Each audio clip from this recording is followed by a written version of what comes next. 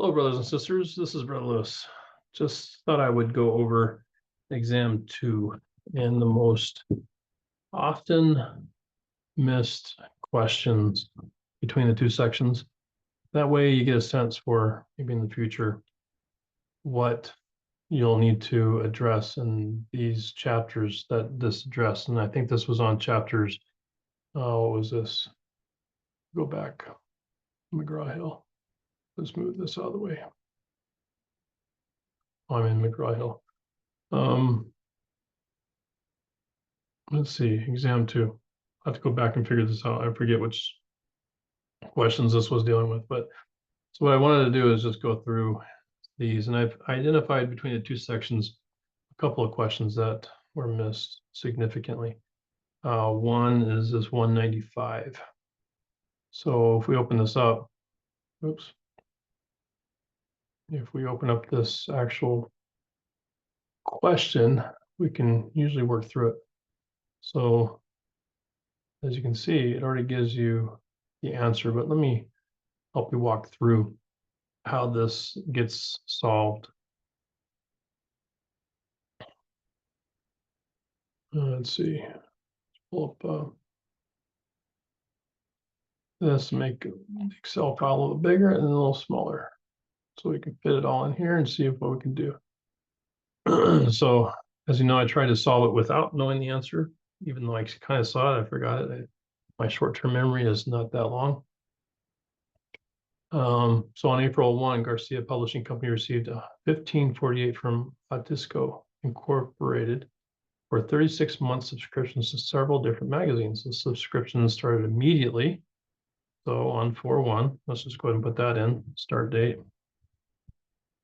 And it's a 36-month duration. Let's put that in there, that's 36 months. Okay. What is the amount of revenue that should be recorded by Garcia Publishing Company for the first year of the subscription, assuming the company uses a calendar year reporting period? Okay, so first of all, we want to figure out the amount, right? So let's see, let's put this in here. Insert start amount is 1548. Let's make this a dollar value. 1548 for 36 months. So monthly amount is going to end up being, put in here, total amount. So you can see how I'm working this out. So the monthly amount is this total amount divided by 36 months, right? So $43 per month. And we know that they're in month 4, right? So current year is going to be essentially the month of April plus all the other years. So it's essentially, it's not 12 minus 4 because you have to include the month that you're in. A couple of different ways of doing this. You know, you can use 365. Let's see, you can use the current date, right, minus that date and divide it by 30 to get you a rough number of months. That's one way of doing it. This is the, let's see if we can figure this out. That didn't quite work. Today minus B1. Oh, that's because that doesn't work. It's 1231 minus that. So let's just put this in here. This will be a little easier. So today, let's put in this.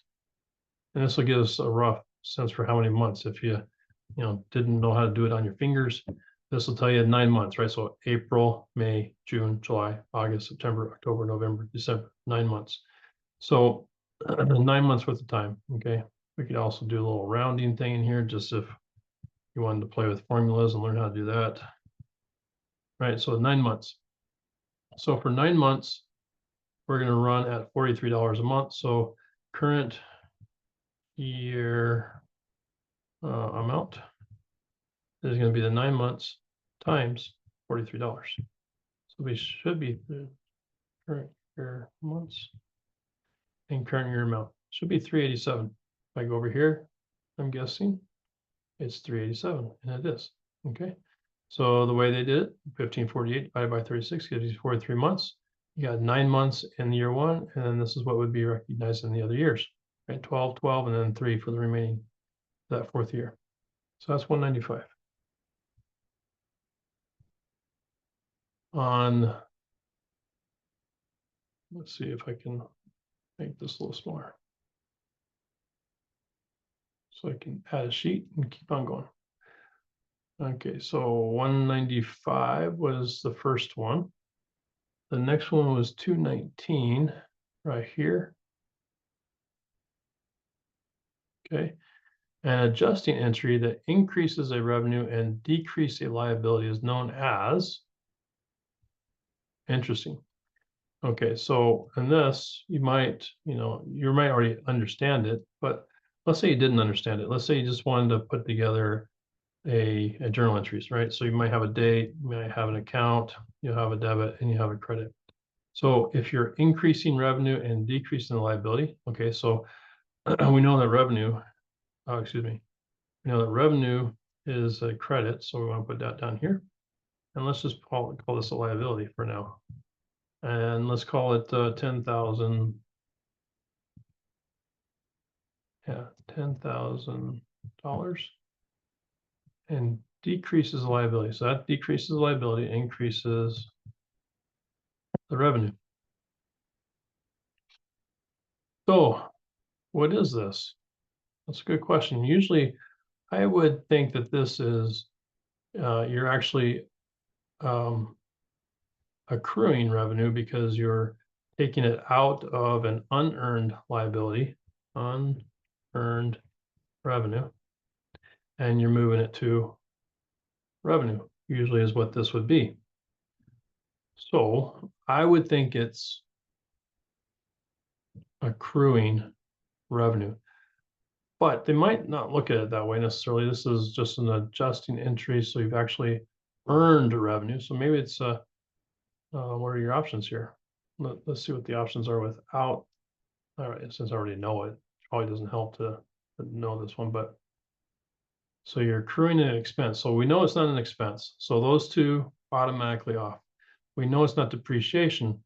So 3 out of the 5 are gone. So this is more of an approach to what would it be considered? And we know it's not deferring an expense. Okay, we already did these two. So deferred revenue increases revenue and decreases the liability. I would think it's accrued revenue. So the question is, why does it show it as deferred revenue? And it says, adjusting accounts for entries, test, bank, prepare entries for deferral of revenues. This one's a little interesting because I would not think that that's deferred revenue. It's actually accrued revenue. So the question is, how many of you got that right or wrong? And my guess is that since let's see, 40, this is 219. Most of you got that incorrect. More than 60% of you got it incorrect. So let me go back and see what that one should be, because in my mind, it's an accrued revenue, but they're saying it's deferred revenue, because it would be opposite. If you're moving, you're decreasing revenue and increasing unearned revenue, that would theoretically be deferring it to the future. But maybe they're seeing this as backwards. All right, so that's what you know there. I will provide an answer as to why that's not that, and those that got it wrong, I will give you 2 points. Pretty good, huh? Okay. Now, on to the next one. The next one was 77, which is down here, I think a little bit. There it is. 77, let me bring my Excel file back over here. Take this up a little bit more. Okay, the following information is available. So let's go ahead and pull this Excel file back up. Let's move this up a little bit to the top. Oops, where'd it go? Right there. Okay, now we got that. Let's make this so we don't really see the answer.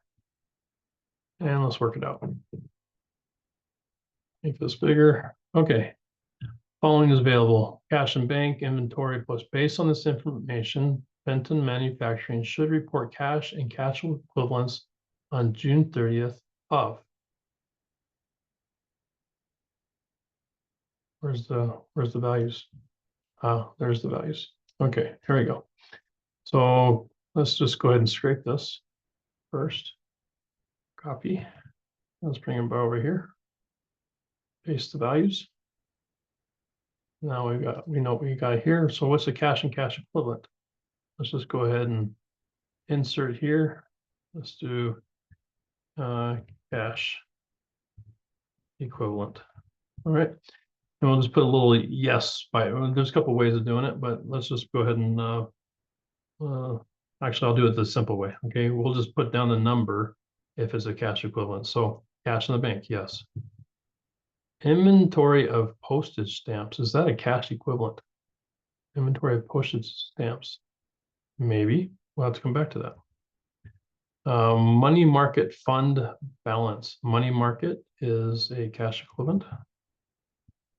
Okay, petty cash balance is a cash equivalent. NSF checks from customers returned from the bank.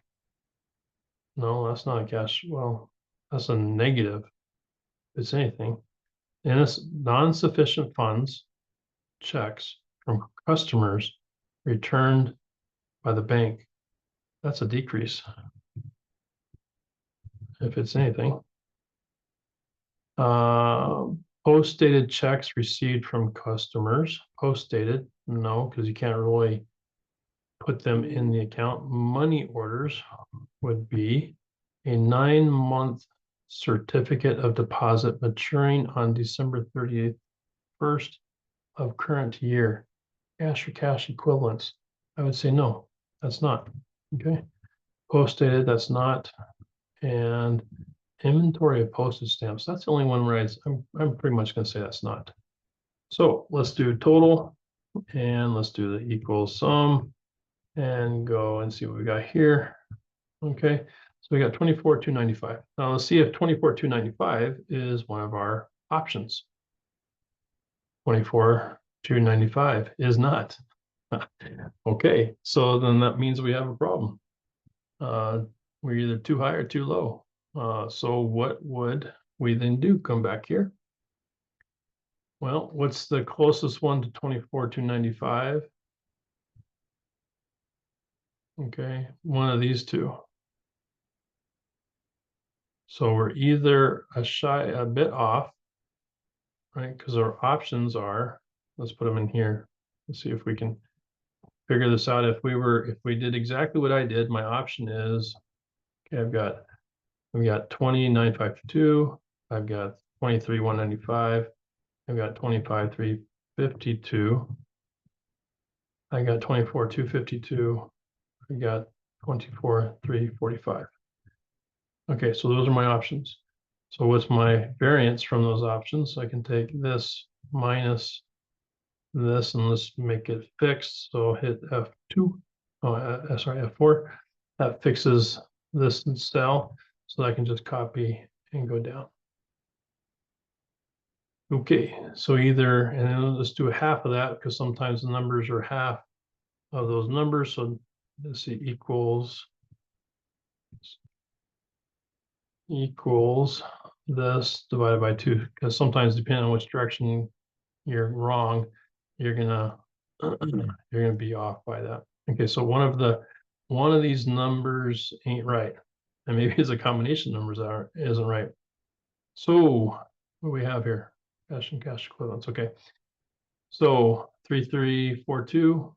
I don't see that in this, that, or that. 116. I don't see it. 1100. I don't see it. 550. I don't see it. 1057. I do see right here. That's interesting. So this is a possibility. Okay. $866, oh, excuse me, $43. I don't see 21. I don't see 50 in those. I don't see 25. So then it would suggest that somehow this NSF checks from customers returned by the bank is my problem. And so if I zero that out, I'd get back to 25,352 and I'd have the right number. Okay. So I'm trying to figure out why this would be the case, where the NSF check from customers returned by the bank is not a cash equivalent.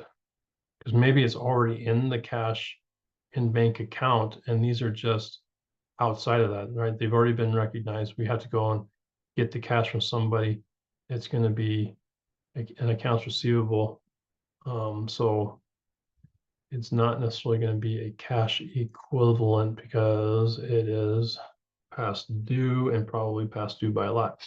So in this case, I would just say that's where your answers are. And this is how you would figure out if you got the answer wrong initially, how you could probably figure out which one is it, do the variance, see where your variances are, make sure you have a half of that because sometimes it can show up, if you have a negative and it should be a positive, you're going to want to double that, right? Or half it. So there's a couple different scenarios there, but anyway, that's number 77. Okay, so then the next one was 276. 276, right there. Okay, so Castillo services paid. Hey, Castillo, bring this back up so you guys know that I'm not necessarily cheating. Okay. All right, we'll go with another one, make this bigger. Okay. Paid the sole shareholder of a Castillo 6,000 in dividends during the year. The entry to close the dividends account at the end of the year is, okay, so this is a date, account, debit, credit. Sole shareholder got 6,000 dividends. Okay, at the end of the year, so we're just gonna put a 12/31 date on there, no big deal. So we know that one account's going to be dividends. To close the dividends account, entry to close. Did they give us any? Before I go headlong on this, just because I can't see it. Is there anything? Nope, doesn't see it. Okay, dividends. I'm going to write it out first, and then I'm going to see which one is the right answer. Dividends is going to be a $6,000 credit. This is coming out of cash. Excuse me, debit. $6,000 debit, and then cash is going to be coming out of cash because they didn't really indicate here that they're pulling it out of dividends payable. It's possible when I get to the actual possibilities that they do, but I'm gonna assume that it is coming directly from dividends, and it's coming out of cash. Okay, so with that, then I come over here and look at my answers compared to the options. Debit income summary. No. Debit income summary for 6,000. Debit income summary and credit retained earnings. I don't have anything there related to that. Debit retained earnings 6,000. Credit salary expense. Okay, we know it's not salary expense, so that's a bad one. Debit dividends by 6,000 and credit cash. That one looks like the ones I've got.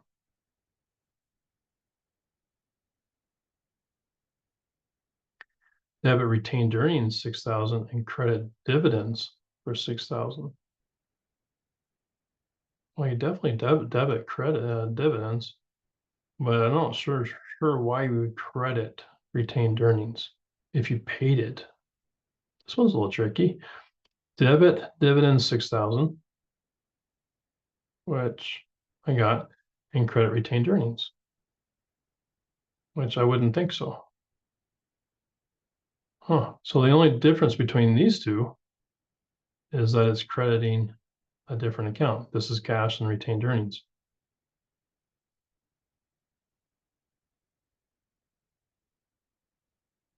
Maybe that's because this is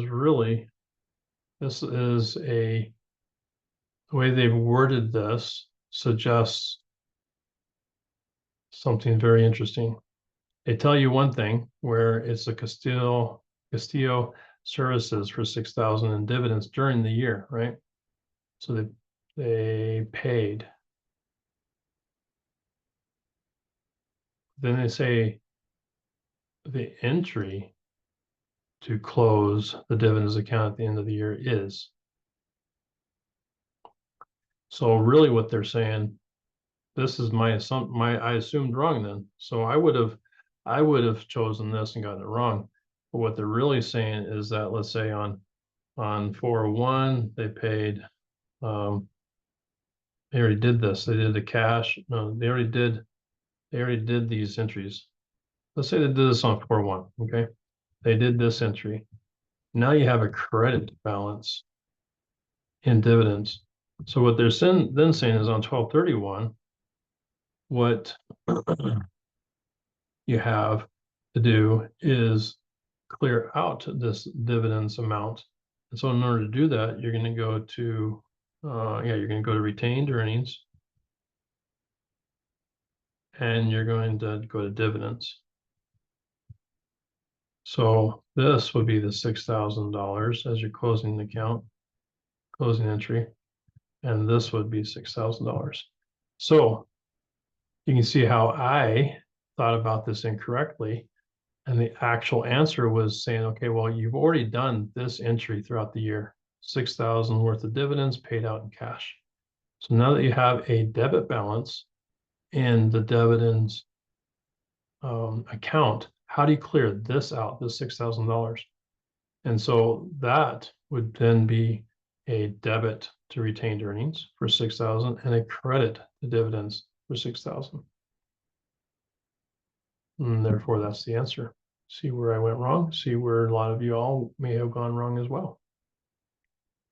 Okay, let's look at the next one.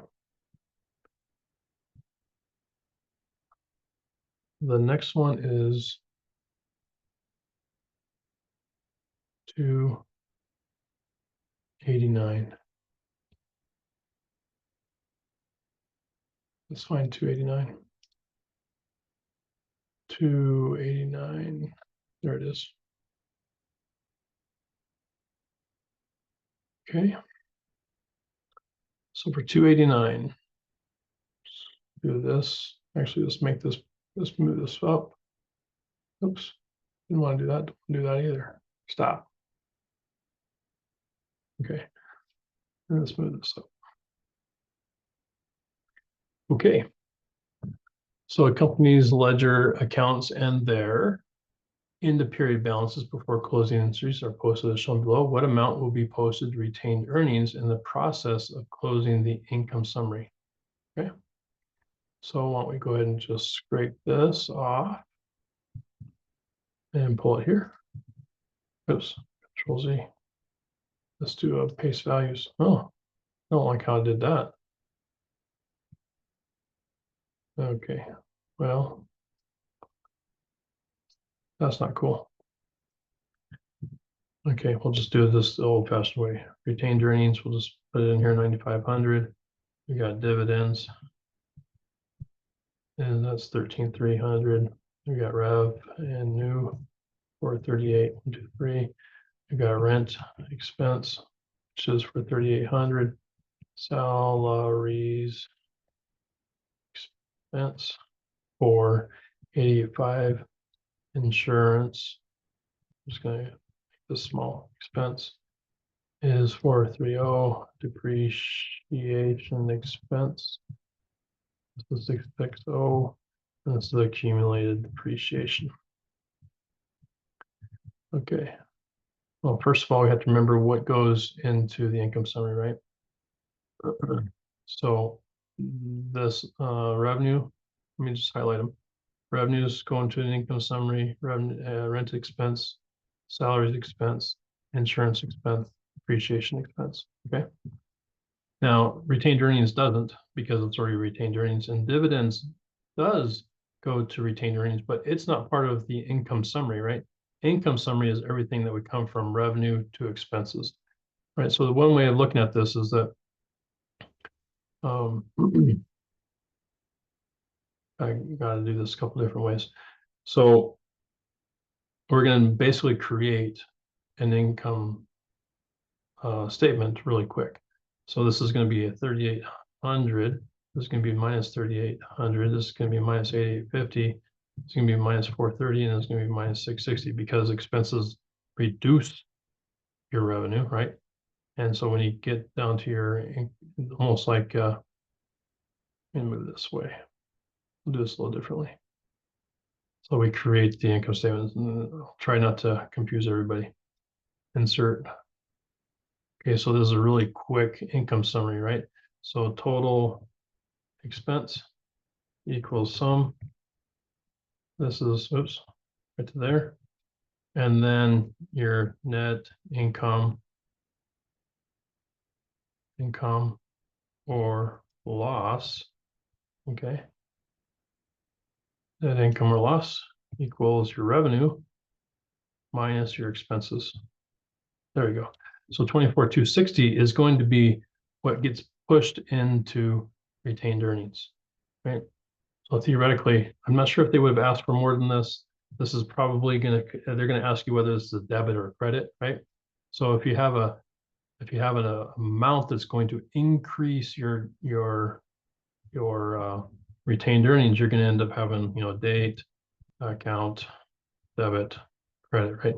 So we know that on 12/31, we're going to increase retained earnings, which is a credit, retained earnings.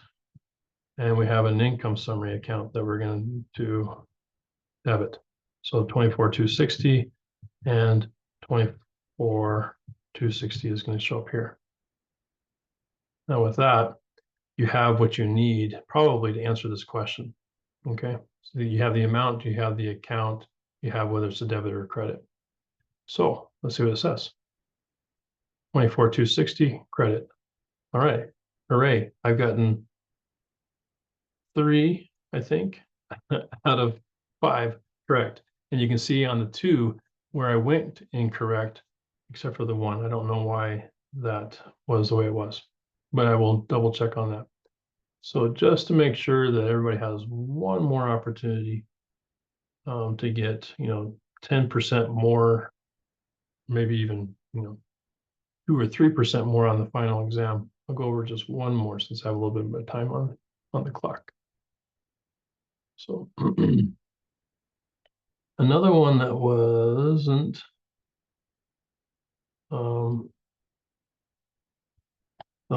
let's see, that was missed by a significant number of people was, let's just go ahead and look at this. What's the next one? 195, already got that. Let's see, 219, we did that. 276 we did. 289 we did. We didn't do 295. So let's look at this one. 295. Okay, which of the following accounts show a balance on the post-closing trial balance indicating an error? Oh, okay, that's an interesting one. On the post-closing trial balance, right? So this one you're gonna have to think through, okay, what you're closing everything. So you're closing revenue and you're closing, when you're closing stuff, you're closing, so closing accounts, okay? So you're closing all revenue accounts, you're closing all expense accounts, and you're closing the dividend account. Dividend ultimately to retained earnings. Okay, so if you just think of it this way, when I'm closing accounts, I'm closing them all. I'm closing the revenue accounts, the expense accounts, and the dividend accounts, and that way, when I'm at the post-closing trial balance, I should have zeros in all this. Right, I should only have asset accounts, liability accounts, and whatever's left in retained earnings, except for dividends.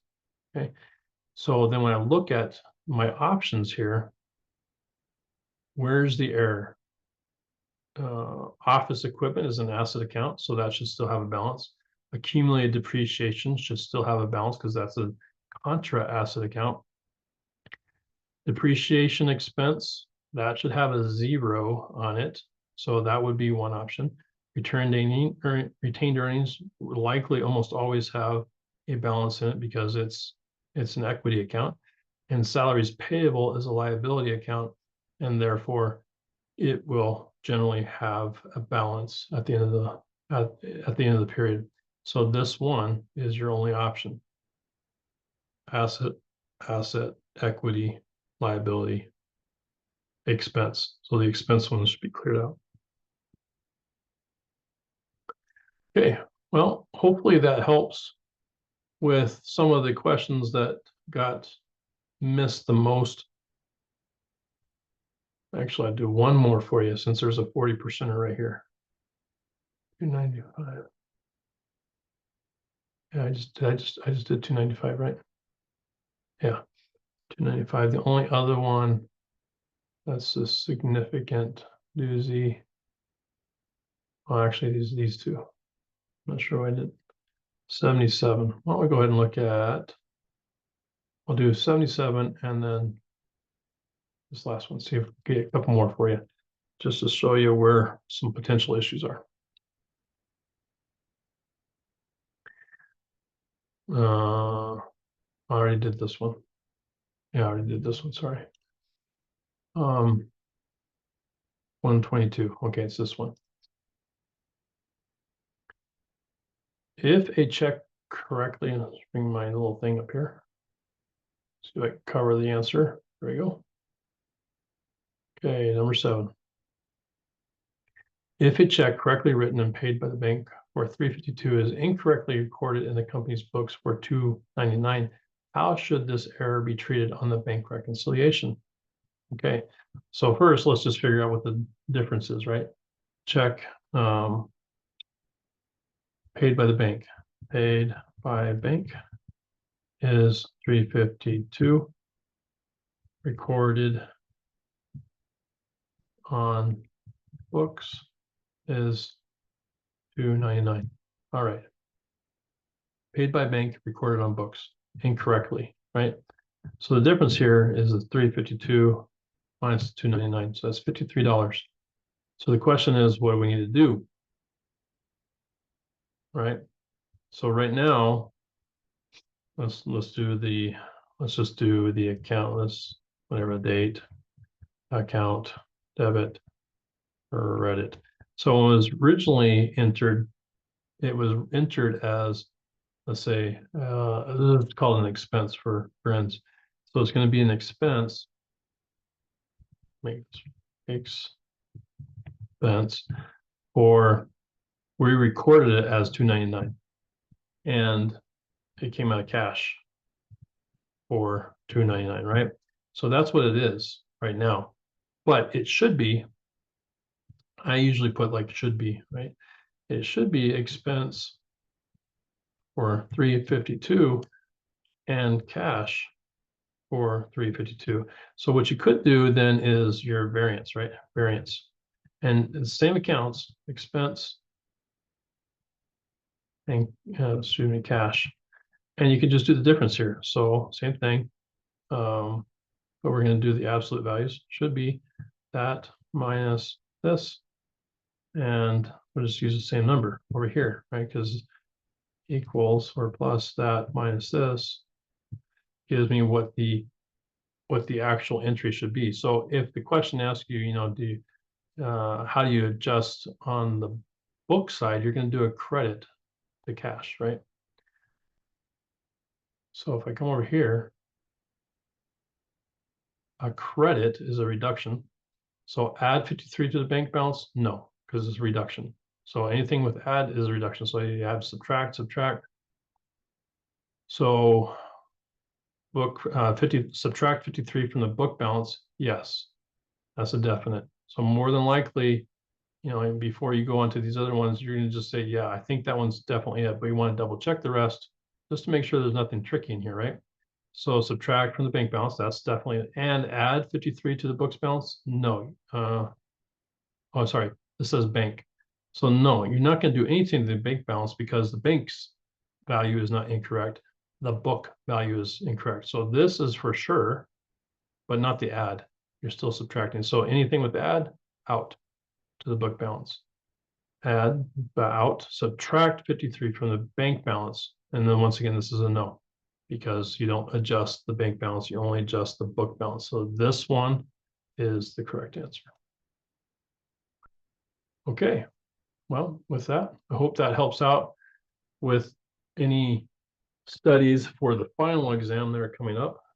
I will definitely do one of these also for exam 3 on Sunday, so that you have at least exam 1 review, top questions missed, as well as an exam 2 review, top questions missed, and an exam 3. Eventually I'll do exam 4, so that when you get to that 5th one, you'll have some feel for the types of things that might trip you up as you go along the way. Have a great day.